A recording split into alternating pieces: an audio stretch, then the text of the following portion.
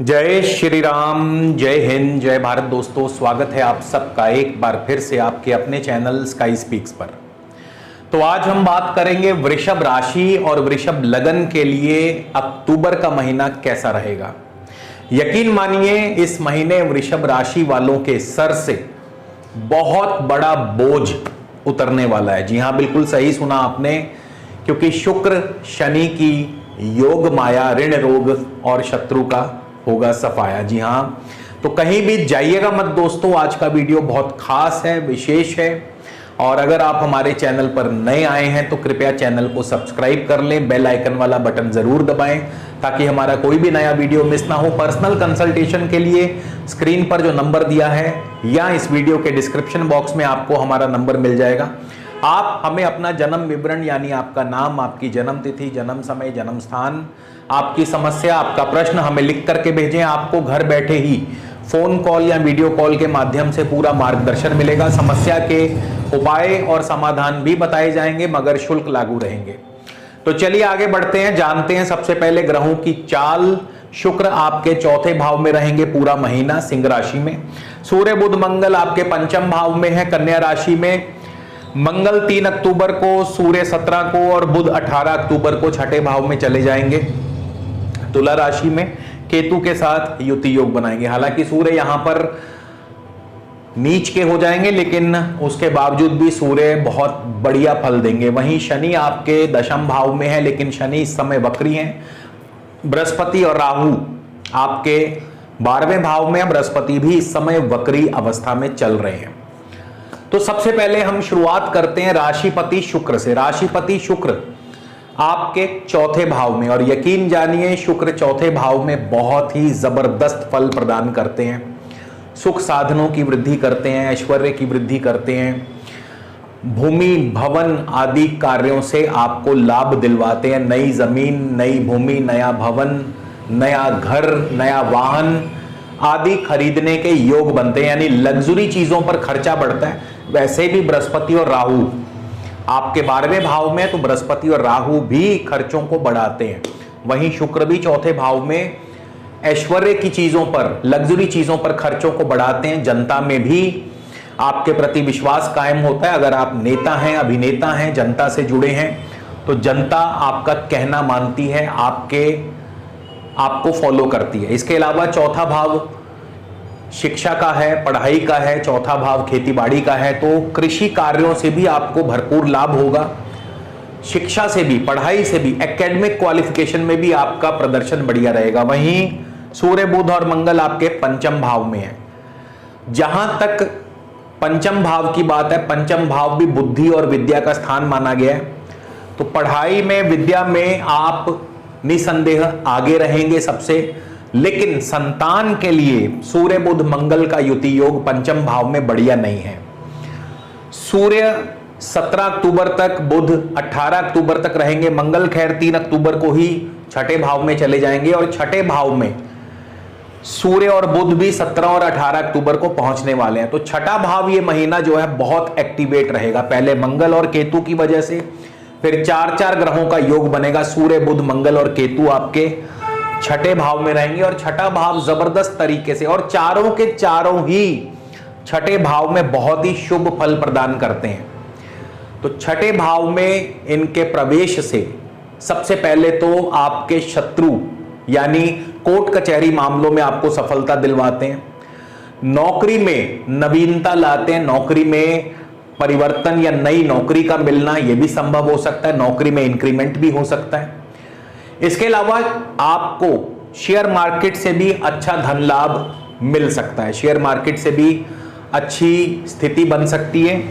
छठा भाव प्रतियोगी परीक्षाओं का है, छठा भाव स्पोर्ट्स का है, खेल कूद का है, तो इन क्षेत्रों में भी आपको भरपूर सफलता प्राप्त करवाते हैं। कुल मिलाकर के ये महीना, अब छठा भाव ऋण का है, रोग का है, शत्रु का है, और सबसे अच्छी बात यह है कि सूर्य बुध मंगल और केतु के प्रभाव से आपके कर्जे, आपके ऋण जो हैं वो उतरेंगे, और यही से आपके सर पर भारी बोझ जो है वो उतरेगा। क्योंकि कर्ज का उतरना, सर से भारी बोझ का उतरना एक ही बात है।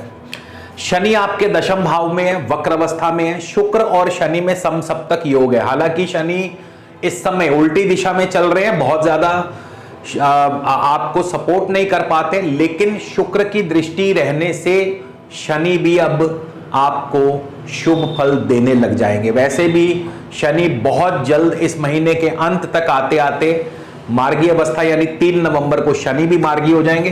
तो शनि के मार्गी होते ही आपके कार्य और व्यवसाय में एकदम से प्रगति देखने को मिलेगी। वैसे भी शनि दशम भाव में नवीन कार्यों में, नवीन योजनाओं में उपलब्धियों को हासिल करवाते हैं। दशम भाव में शनि आपके कारोबार की एक्सपेंशन को भी बढ़ाते हैं, कारोबार में एक्सपेंशन होती है और नई नई योजनाओं में आपका निवेश होता है। और यह महीना निवेश के लिए अच्छा भी है, क्योंकि बृहस्पति और राहु 12वें भाव में, जो कि निवेश को दर्शाते हैं। बृहस्पति और राहु के प्रभाव से सेहत और स्वास्थ्य का ध्यान रखना जरूरी है।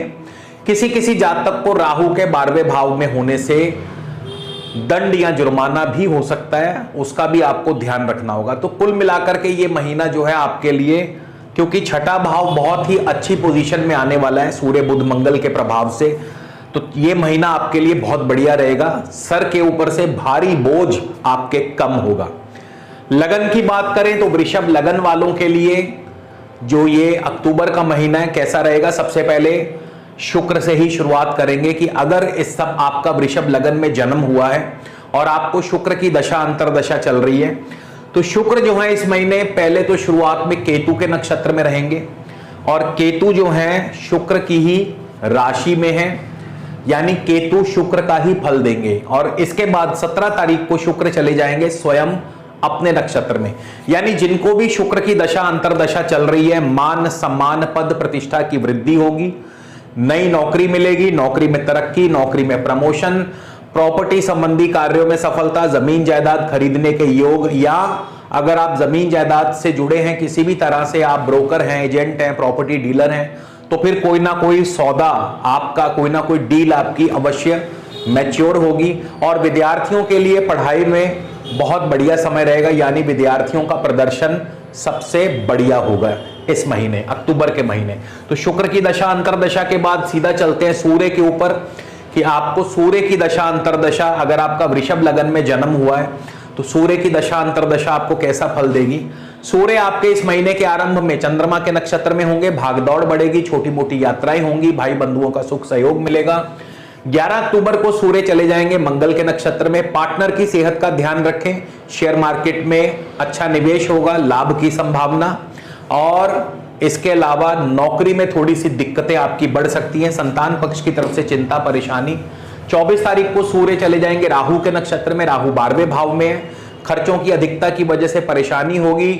और इसके अलावा राहु स्वास्थ्य को भी हानि पहुंचाते हैं और थोड़ा सा आपको विरोधी पक्ष से, शत्रुओं से सावधान रहना होगा और सरकार से भी कोई ना कोई जुर्माना आदि आपको लग सकता है, तो इन चीजों का ध्यान रखें।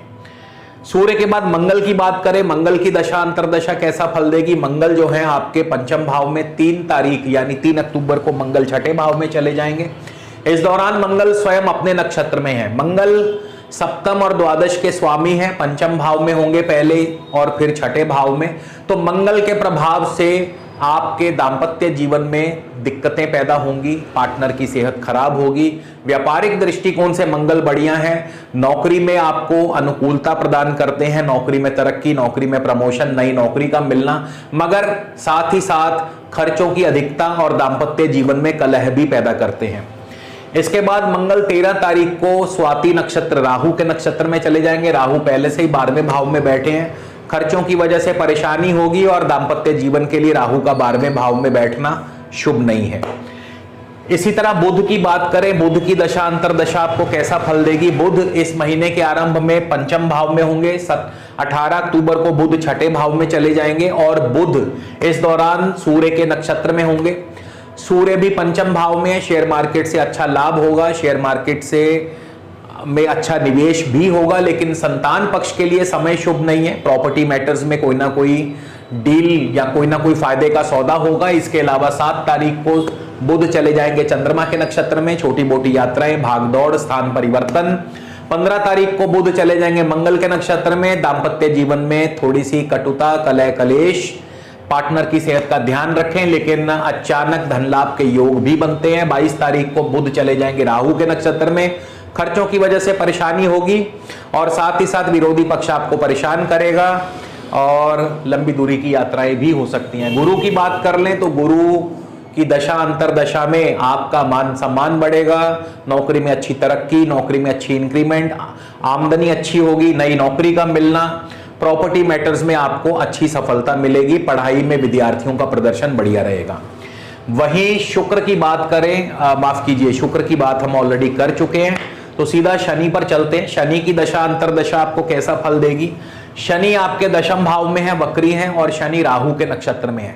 तो जब तक शनि राहु के नक्षत्र में है, क्योंकि इस महीने 15 तारीख को शनि नक्षत्र परिवर्तन करने वाले हैं, तो 15 तारीख से पहले पहले शनि जो है खर्चों को बढ़ाते हैं, नुकसान की स्थिति, कारोबार भी उतना बढ़िया नहीं, कारोबार भी धीमा चलता है, कार्यों में विघ्न और बाधाएं पैदा करते हैं। और शनि जैसे ही 15 तारीख को मंगल के नक्षत्र में प्रवेश करेंगे तब कारोबार में सुधार होगा और इसके अलावा आपके शेयर मार्केट से भी अच्छे लाभ, अच्छे निवेश की संभावना, मगर साथ ही साथ खर्चों की अधिकता बनी रहेगी और दाम्पत्य जीवन के लिए भी शनि का मंगल के नक्षत्र में जाना शुभ नहीं है। वहीं राहु की बात करें तो राहु बिल्कुल 12वें भाव में बैठे हैं, मंगल की राशि में है। खर्च और व्यय आपके बड़े रहेंगे, स्वास्थ्य की हानि, धन की हानि करते हैं, दंड या जुर्माना आदि के योग बनाते हैं। इसके अलावा राहु केतु के नक्षत्र में है, तो जमीन जायदाद से जो लोग जुड़े हैं उनके लिए लाभ की संभावना बनती नजर आती है।